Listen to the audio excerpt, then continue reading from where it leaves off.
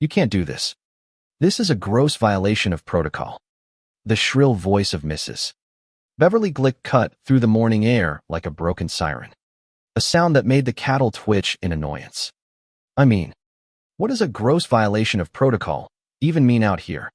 I squinted, leaning against the sun-weathered fence post, the scent of hay and dry earth filling my lungs. This was my ranch, 100 acres of peace and quiet. And now, it was under siege by a golf cart and a woman who looked like she'd just stepped out of a corporate power lunch, complete with a clipboard clutched like a weapon. My ranch hand, Silas, a man of few words and even fewer nerves, just kept chewing on a stalk of grass, his hat pulled low. He'd seen it all. And apparently, a fake HOA patrol was just another Tuesday. Ma'am, I believe you're on private property, I said, my voice low and even, a deliberate contrast to her escalating panic. And you're trespassing, she scoffed, a theatrical toss of her meticulously coiffed head. Trespassing. I am the acting head of the Canyon Creek Meadows Homeowners Association. It is my duty to ensure the visual integrity of this community.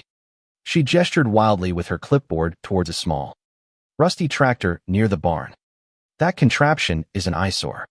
And your livestock, they are a nuisance.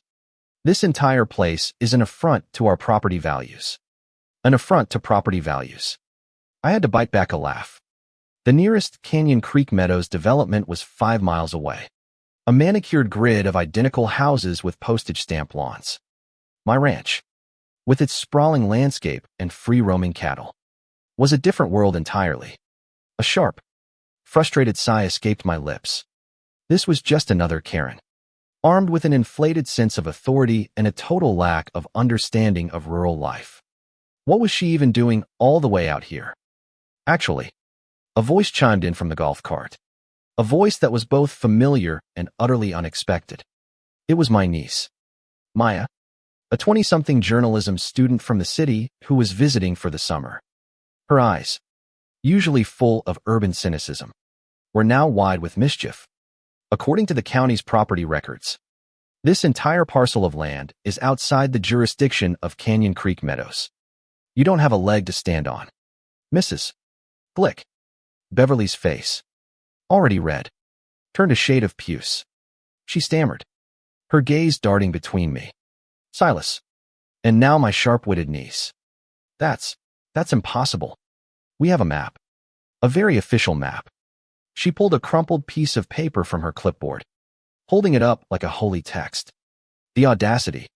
But what she didn't know was that Maya had been doing a research project all week on local land use regulations.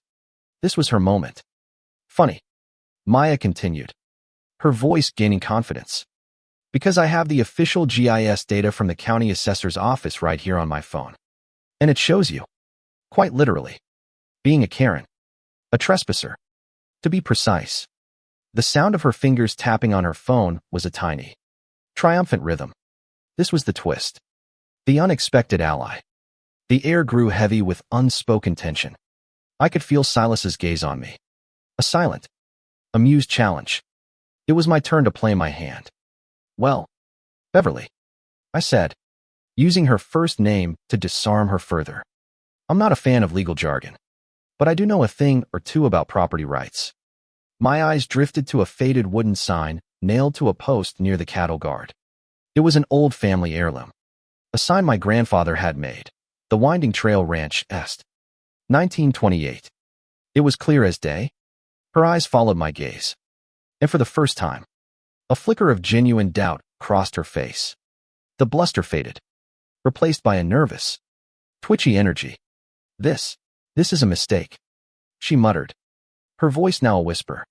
We were just investigating a complaint about unkempt pastures. Unkept pastures. My pastures were a haven for my herd. A natural ecosystem of native grasses and wildflowers. I let out a low, humorless chuckle. My cattle are my business. My land is my home. You don't get to police either.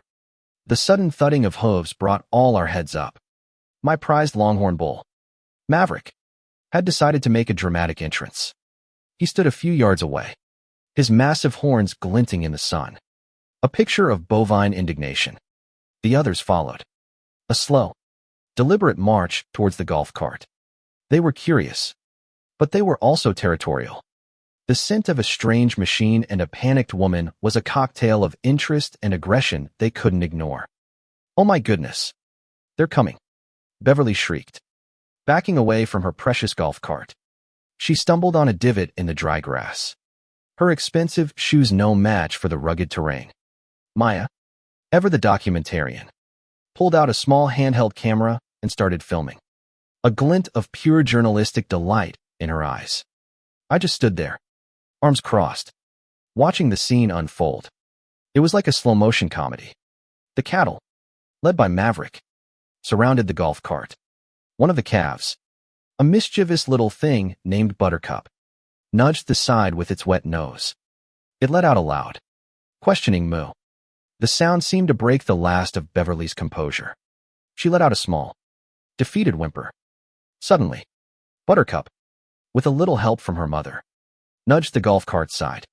The cart, having been left in neutral, started to roll forward, slowly at first, then gaining speed as it went down a slight incline.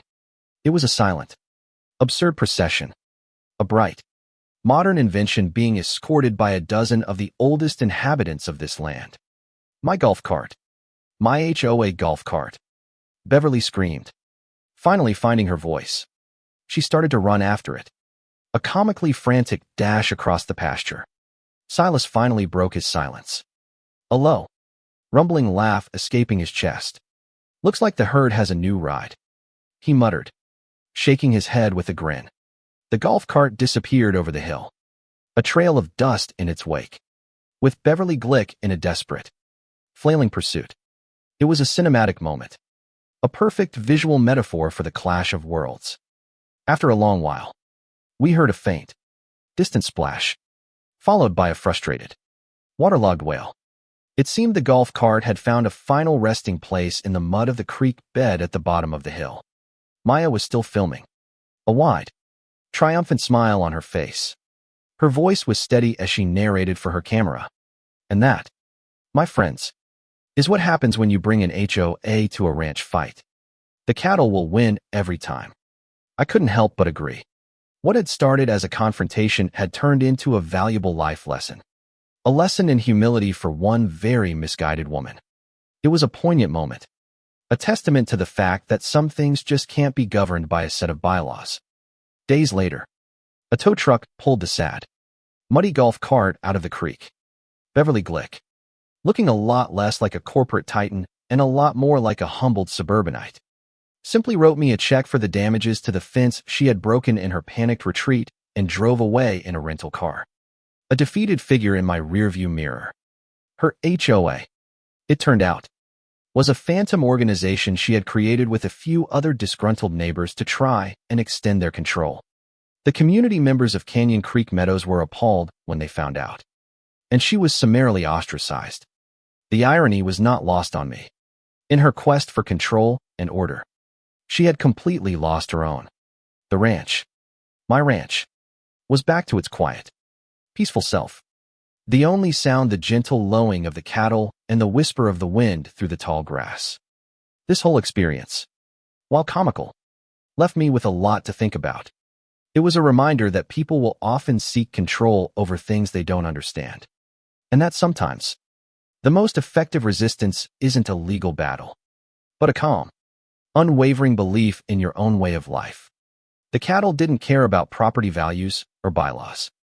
They cared about grass and their home. Their simple, primal instincts were the most powerful defense against a complex, artificial set of rules. I wonder, what do you think? Was my passive resistance the right move? Or should I have taken a more aggressive stance from the start? Was it right for the cows to reclaim their territory? Or was Beverly just a victim of circumstance and her own poor judgment? It's a fuzzy line, isn't it? Between right and wrong when pride and a golf cart are at stake.